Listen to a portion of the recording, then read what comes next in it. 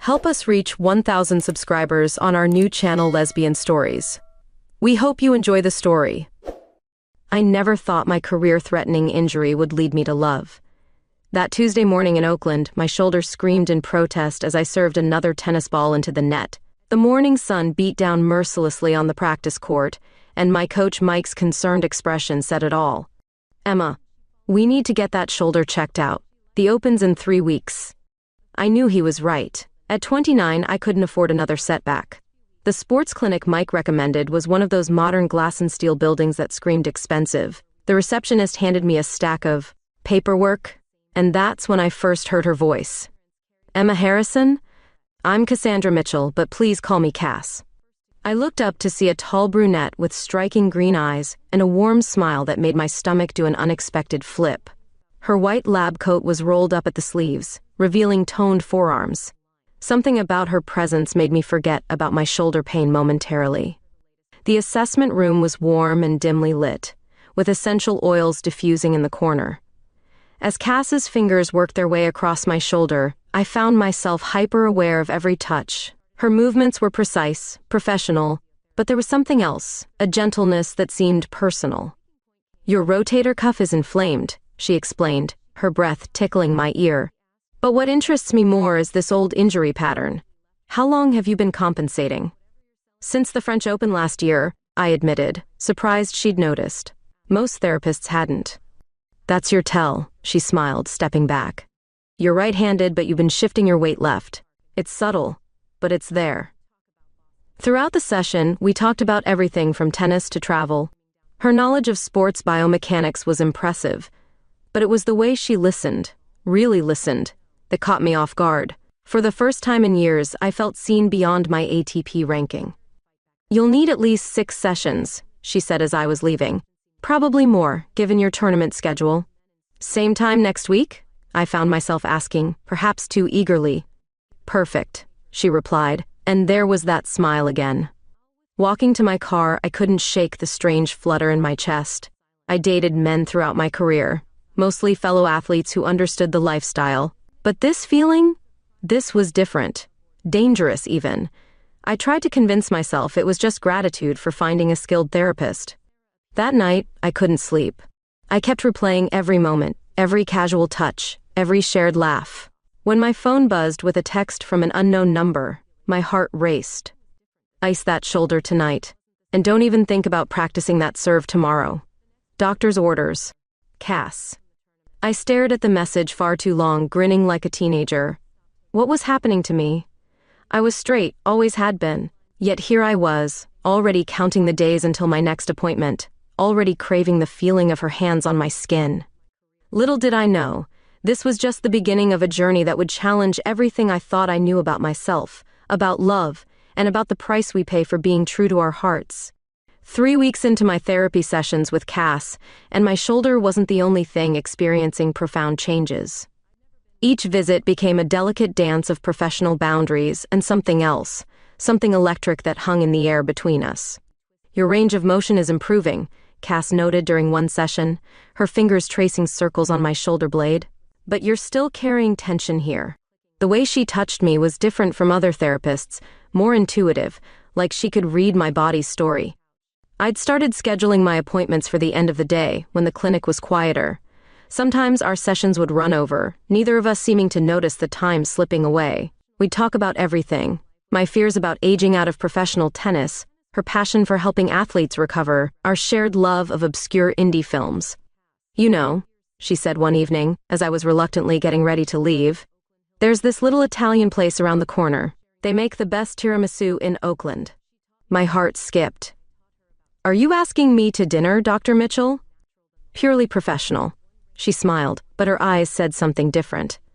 "We should discuss your treatment plan in detail." The restaurant was intimate, all candlelight and red checkered tablecloths. We sat in a corner booth, and somehow the conversation flowed even more freely without the pretense of therapy. Cass told me about growing up in Seattle, her journey through medical school, her decision to specialize in sports therapy. "What about relationships?" I found myself asking, then immediately regretted my boldness. She paused, swirling her wine. "My last one ended badly. She wasn't who I thought she was." She. The word hung between us like a revelation. I felt my cheeks flush, not from the wine. I've never. I started, then stopped. I mean, I've only dated men. And now? Her green eyes held mine across the table. Now I'm not sure of anything, I admitted. The honesty felt both terrifying and liberating. We ended up walking for hours after dinner, our shoulders brushing occasionally. The Oakland hills glittered with lights, and the bay breeze carried the salt smell of the ocean. When we finally stopped at her car, there was a moment, a heartbeat of possibility, where I thought she might kiss me. Instead, she squeezed my hand. Good night, Emma. That night, I lay awake analyzing every word, every gesture. My phone lit up around midnight. Thank you for tonight. It wasn't professional at all, was it? I smiled at her text. Not even a little bit. The next few sessions were charged with unspoken tension. We maintained the facade of professionalism, but every touch felt like a secret conversation. My shoulder was healing, but I found myself inventing reasons to keep coming back. One evening, as she was working on my shoulder, her fingers stilled. Emma, she said softly, I think we need to talk about what's happening here. Do we? My voice was barely a whisper.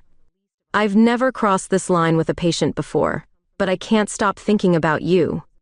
The confession hung in the air between us, heavy with possibility and danger. I knew what she meant, my career, her professional ethics, the complications that would inevitably follow. But in that moment, watching her vulnerable expression in the dim light of her office, none of it seemed to matter. What I didn't know then was that our careful dance around these feelings was about to become the least of our worries. Sometimes the greatest threats come from the past, and Cass's past was about to catch up with both of us. That night changed everything. After Cass's confession in her office, we decided to take a walk along Lake Merritt. The moon hung low and full, casting silver ripples across the water. We found a quiet spot away from the joggers and dog walkers, and for a while, we just sat in comfortable silence. I've never felt this way about a woman before, I finally said, watching the moonlight play across her face. It should feel stranger than it does. Cass turned to me, her green eyes reflecting the moonlight. Sometimes the heart knows things before the mind catches up. She reached out, tucking a strand of my blonde hair behind my ear. The simple gesture sent shivers down my spine. I'm still not sure who moved first. One moment we were talking, and the next, her lips were on mine. It was soft, tentative at first, then deepening with a hunger that surprised us both. Her hand cupped my face, and I felt myself melting into her touch. When we finally pulled apart, I was trembling. Well, she whispered, that answers that question. The days that followed were a blur of discovery and confusion. I canceled my dating app subscriptions, ignored texts from a persistent male tennis player I'd been casually seeing, and spent hours analyzing my past relationships. Had I always been this way? Had I been suppressing these feelings all along? Cass was patient, understanding.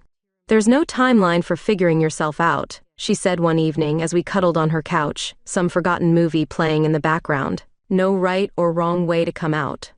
Coming out. The phrase terrified me.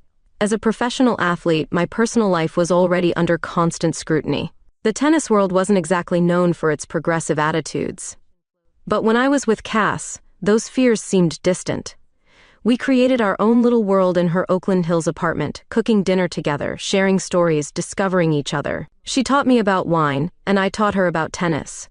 Each kiss felt more natural than the last. One rainy Sunday morning, as we lay tangled in her sheets, the sun barely filtering through the clouds, she traced patterns on my bare shoulder. I need to tell you something, she said, her voice serious. My heart stuttered. What is it? I'm falling in love with you, Emma Harrison, and it terrifies me. I rolled over to face her, taking in her tousled dark hair, the vulnerability in her eyes. Why does it terrify you? She was quiet for a moment. Because the last time I felt this way about someone, it nearly destroyed me. I kissed her softly, trying to convey everything I couldn't yet say. I'm not her, I whispered against her lips. That afternoon, we made love for the first time. It was tender, passionate, and nothing like I'd experienced before. Every touch felt like coming home to a place I never knew I was missing. Later, as rain drummed against the windows, Cass fell asleep in my arms. I watched her breathe, marveling at how natural this felt, how right. My phone buzzed with a message from my agent about upcoming tournament schedules, but I ignored it. The outside world could wait. What I didn't know then was that our bubble was about to burst. Sometimes the past doesn't stay buried, no matter how much we wish it would. And Cass's past was already threading its way back into our present, like poison seeping through clear water. But in that moment, listening to the rain and Cass's steady breathing, I was happier than I'd ever been. Sometimes the biggest risks bring the greatest rewards, even if they come with a price we're not yet ready to pay. The first time I saw Sarah, I didn't know who she was. She was just a striking redhead lingering outside Cass's clinic after hours, smoking a cigarette with deliberate grace. Something about her posture, the way she leaned against the wall like she owned it, made me uneasy. "Cassie still working late, I see," she called out as I approached the entrance. The nickname rolled off her tongue like honey laced with poison. Before I could respond, the clinic door flew open. Cass stood there, her face drained of color. "Sarah." The name came out like a curse. "What are you doing here?" "Can't I check on an old friend?" Sarah's smile didn't reach her eyes. "Though it seems you've been busy making new ones." The tension in the air was suffocating. Cass's hand found mine, gripping it tightly. "Emma, this is Sarah Matthews, my ex." "The tennis player?" Sarah's laugh was sharp. "Oh, Cassie, always mixing business with pleasure, aren't we?" "You need to leave." Cass's voice was steady, but I could feel her trembling beside me. "We'll catch up soon," Sarah promised, dropping her cigarette and crushing it under her heel. As she walked away, she called over her shoulder, "By the way, the medical board might be interested in your new treatment methods." That night, in Cass's apartment, the whole story came out. Sarah had been her partner for 3 years, a relationship that started similarly, with Sarah as a patient. But what began as love turned into manipulation and emotional abuse. Sarah had threatened to report Cass for ethical violations when things ended. "She's good at making everything seem like your fault," Cass said, her voice hollow. "At twisting the truth until you can't recognize it anymore." I held her as she cried, rage building in my chest. Why didn't she follow through with the threats? She likes having power over people. The threat was more valuable than actually doing it. Over the next few weeks, Sarah became a shadow in our lives. She'd show up at random, at restaurants where we were dining, at my practice sessions, always with that same poisonous smile. Each appearance carried an unspoken threat. Then the messages started. First to Cass, old photos, reminders of their time together, hints about professional misconduct. Then to me, warnings about Cass's pattern with patients, suggestions that I was just the latest in a long line. "She's lying," Cass assured me one night, after I showed her the latest message. "There's never been anyone else, just her. And now you." I believed her, but the seeds of doubt Sarah planted were taking root in other people's minds. My coach started asking questions about my relationship with my physiotherapist. Whispers circulated at the clinic. The breaking point came when Sarah cornered me after practice. "Has she told you about Boston?" she asked, her green eyes glittering. "About why she really left her last position?" "Whatever you're selling, I'm not buying," I said, but my voice wavered. "Ask her," Sarah smiled. "Ask her about Dr. Roberts and the investigation." That evening, I found Cass sitting in the dark in her apartment. "We need to talk about Boston," I said softly. She looked up, tears streaming down her face. I was wondering when Sarah would bring that up. As she began to speak, I realized that sometimes the ghosts we run from catch up to us in ways we never expect. And sometimes, facing them requires more courage than we think we possess. The truth about Boston was about to change everything, not just for Cass and me, but for Sarah too.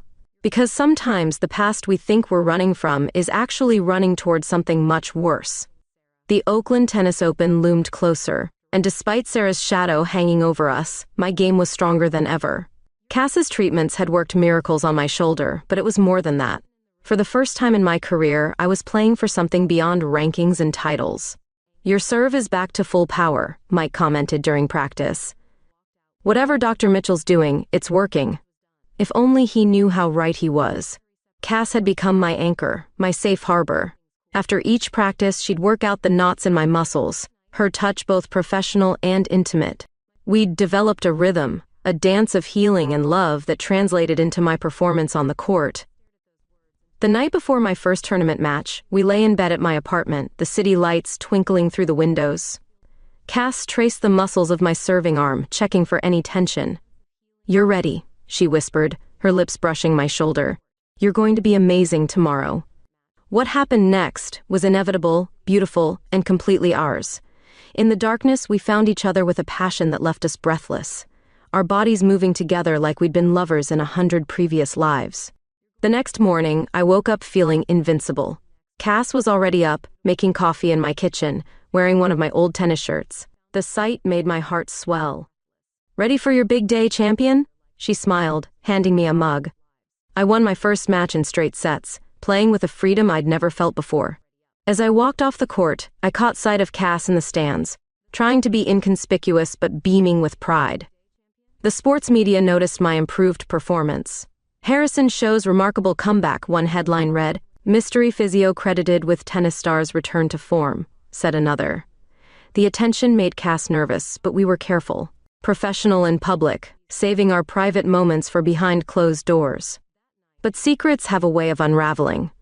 After winning my quarter-final match, I was riding high on adrenaline and euphoria. Cass met me in the training room for a quick post-match treatment. "You were incredible out there," she said, working on my shoulder. "It's all thanks to you," I replied, pulling her down for a kiss. We didn't hear the door open. The camera click, however, was unmistakable. We jumped apart to find a wide-eyed junior sports reporter standing there, phone in hand. I'm sorry," he stammered, backing away. I was looking for post-match comments. "Wait," I called, but he was already gone. Panic set in immediately. Cass began pacing the room. "This could ruin everything. Your career, my practice." I grabbed her hands, forcing her to stop. "Hey, look at me. We'll handle this together." But the reality was more complicated. By evening, social media was buzzing with speculation. My agent called in a panic, demanding an explanation. The tournament organizers whispered about professional conduct and image concerns. That night, in my apartment, Cass and I lay awake, neither speaking. The weight of our public exposure pressed down on us like a physical thing. "Maybe we should take a break," Cass finally whispered. "Just until the tournament's over." "No," I said firmly. "I'm done hiding." She turned to face me, her green eyes bright with tears. "Emma, your career is important," I finished. "But not as important as this, as us." We made love again that night, slower this time, more deliberate, like we were memorizing each other. Something had shifted, we both felt it. Our private paradise had been breached, and the real world was rushing in. The next morning, my semi-final match loomed ahead, but a bigger battle was brewing. Sarah had seen the social media buzz, and her response was swift and brutal. My phone buzzed with a message from an unknown number. Time to show everyone who Cassandra Mitchell really is. The game was about to change, and we were playing for keeps now. Sarah's threat materialized faster than we expected. The morning of my semi-final match, an anonymous email reached the tournament board, the medical licensing board, and several sports journalists. It detailed allegations of Cass's pattern of inappropriate relationships with patients, starting with Sarah and supposedly continuing through her time in Boston. My agent called in a panic. "Emma, this is serious. There's talk of investigating your recent wins for potential unfair advantages."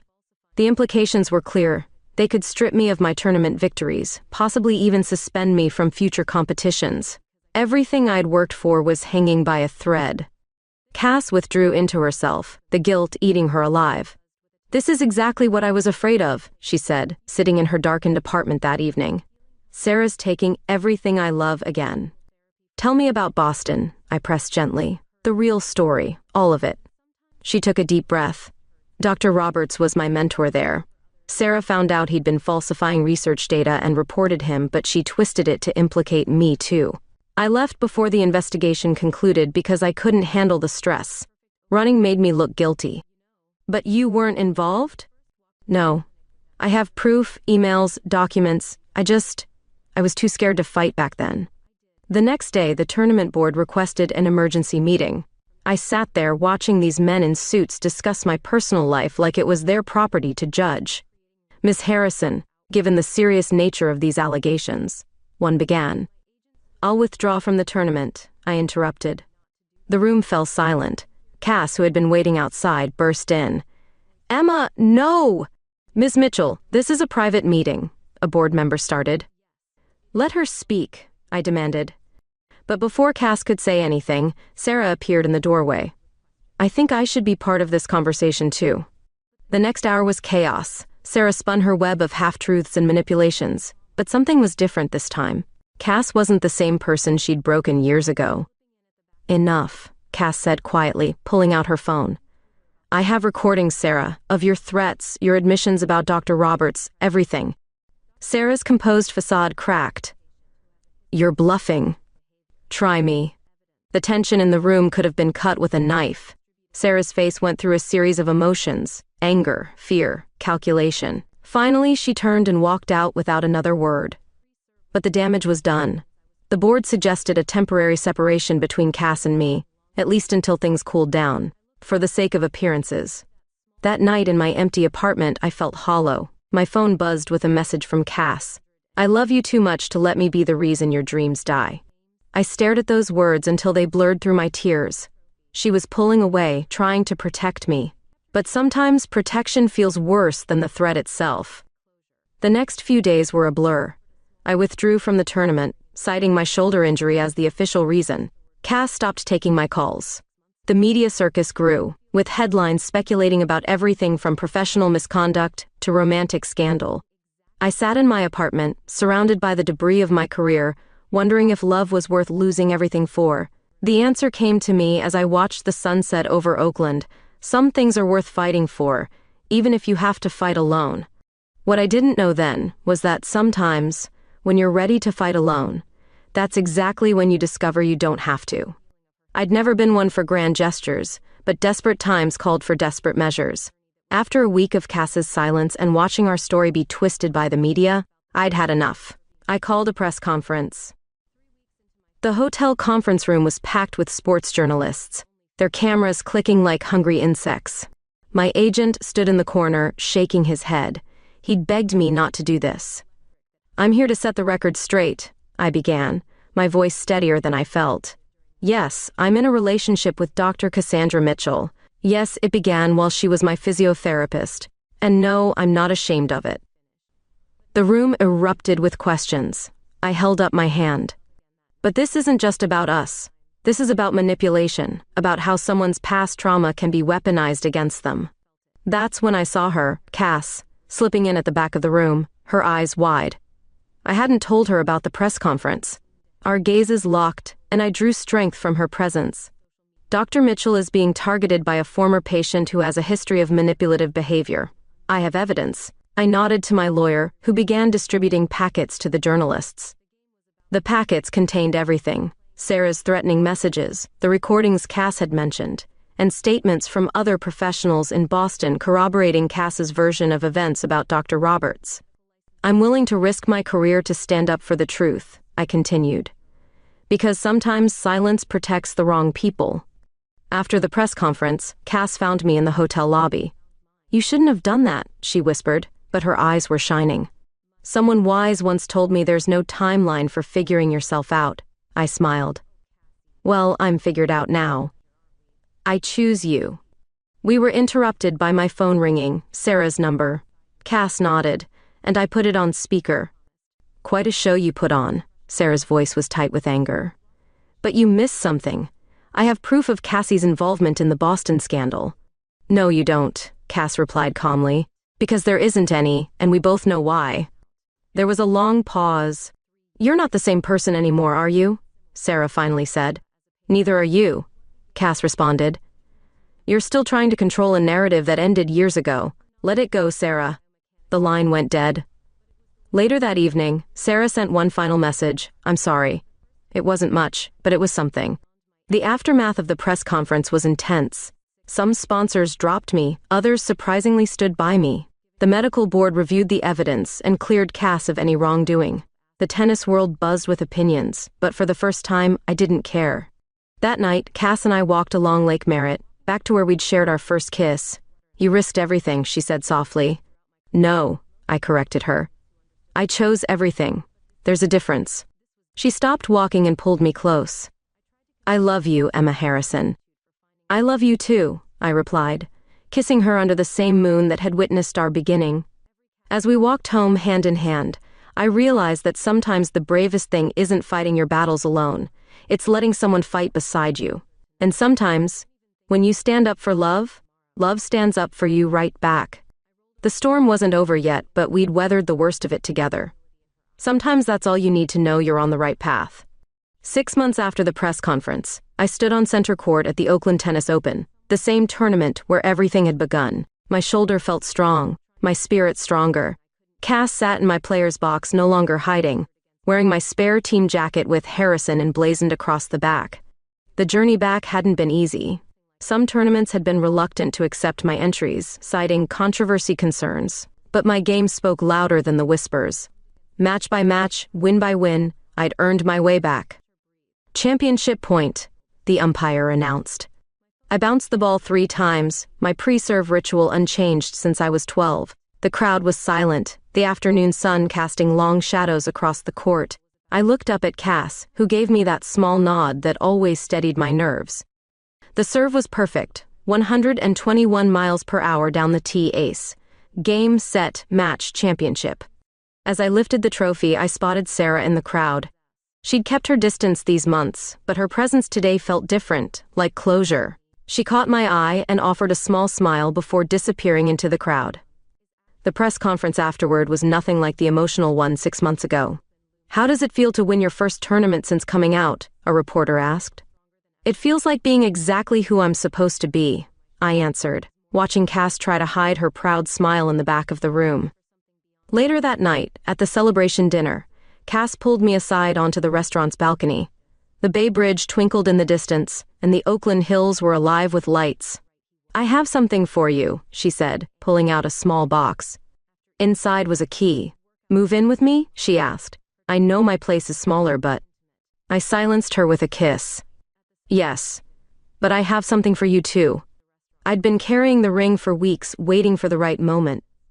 This wasn't how I'd planned it, still in my tennis dress, hair messy from the match, but it felt perfect. "Marry me?" Her eyes widened, then filled with tears. "Are you sure? Your career?"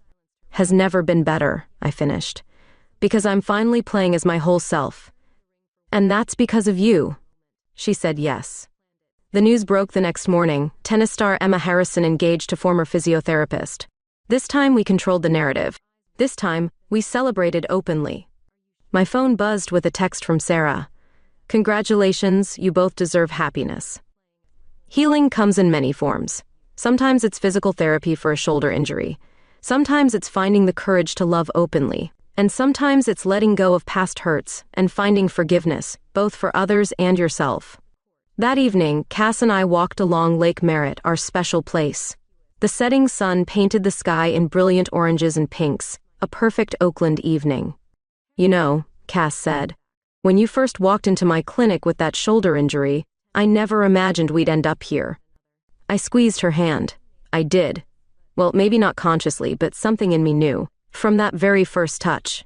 We stopped to watch a pair of ducks glide across the water, their wake creating ripples that spread outward, touching everything in their path. Like love, I thought. Like courage. Like truth. "Ready to go home?" Cass asked.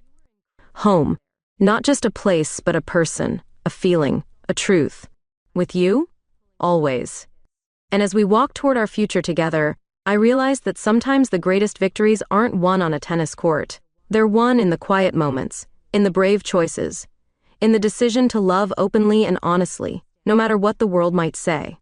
Game, set, match, love.